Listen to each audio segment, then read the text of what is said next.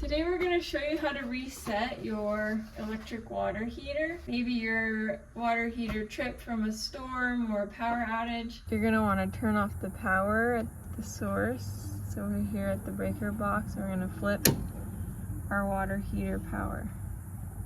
First thing we're going to do, we're going to remove the panel. We just have a flathead screwdriver.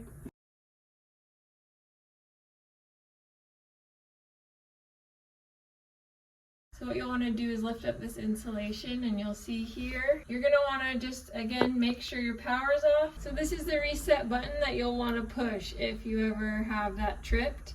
You can reset it and it'll reset your water heater. Now if it's happening a lot, that's something you're going to want to look into. Maybe get a professional out here to check out why it's resetting so often. We'll go ahead and put the panel back on. And again, you're going to want to make sure that the bottom is tucked into the water heater, the bottom of the panel.